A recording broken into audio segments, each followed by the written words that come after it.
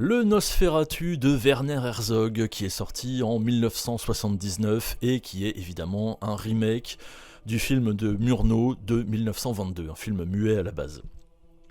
Alors Werner Herzog, réalisateur allemand, on a ici un casting franco-allemand, donc du côté allemand on a évidemment Klaus Kinski qui était l'acteur fétiche de Herzog, et Bruno Ganz, si certains ne voient pas de qui je parle, ils verront mieux si je dis qu'il a joué Hitler dans La Chute, il me semble.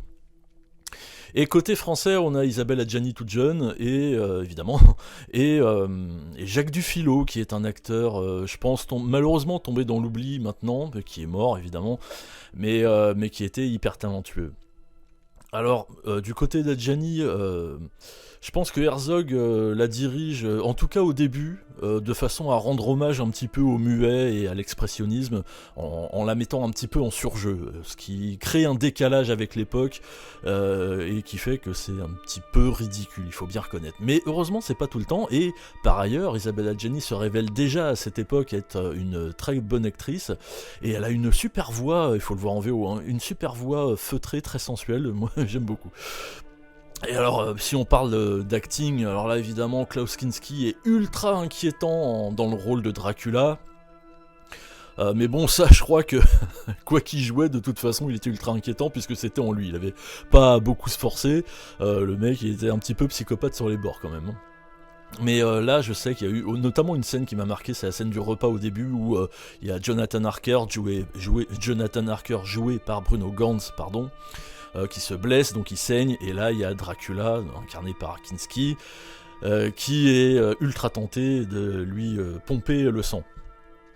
Et là on voit Kinski qui est capable de passer de l'état d'un petit animal prostré, presque fragile, à un fauve assoiffé de sang qui est prêt à se jeter sur sa proie.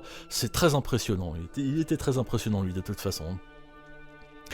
Sinon, on a une structure de film qui démarre en étant ancrée un petit peu dans le réel au début.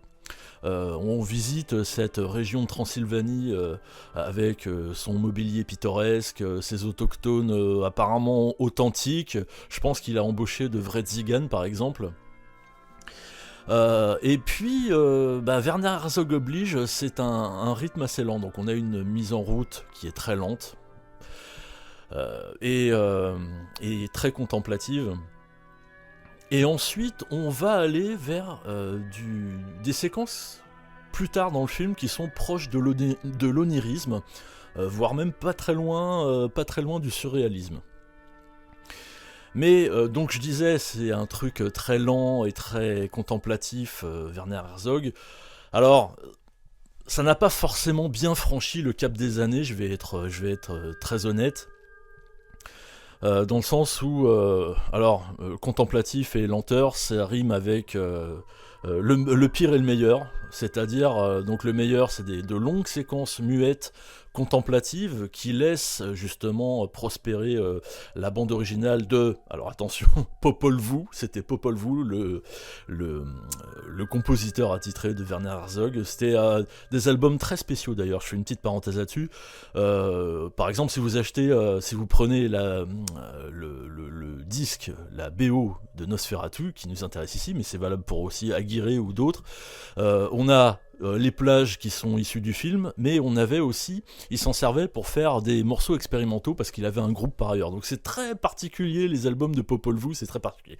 Bref, parenthèse à part, donc de longues séquences muettes où on laisse prospérer la BO. Une BO qui est assez glaçante, je pense notamment au thème principal.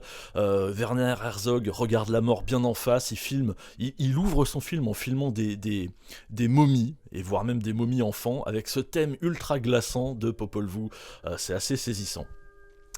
Mais donc, je vais finir ma phrase enfin, ça c'est le meilleur, c'est les longues séquences contemplatives, ça c'est le meilleur, mais le pire, faut bien reconnaître qu'il y a quand même des moments où on s'emmerde un peu, notamment, donc comme je le disais, une mise en route qui est très longue, trop longue à se mettre en place quand on connaît l'histoire, et c'est une histoire qui est ultra connue, hein. Je pense qu'il n'y a pas grand monde qui ne connaît pas l'histoire de Dracula à l'heure actuelle. Alors on a Roland Topor qui joue le rôle du personnage fou. Je ne connais plus son nom, ce personnage. C'est assez cocasse de le retrouver là-dedans parce que c'est pas un acteur là-bas, c'est plutôt un dessinateur, peintre, décorateur. Mais il le joue bien, hein, il le joue bien, c'est assez marrant, c'est assez cocasse.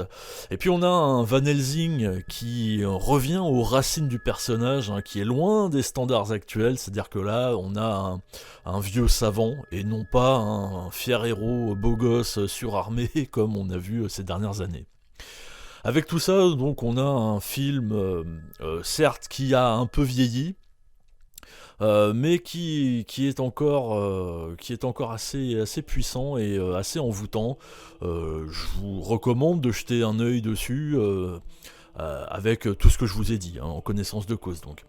Voilà ce que je pouvais vous dire sur le Nosferatu de Werner Herzog.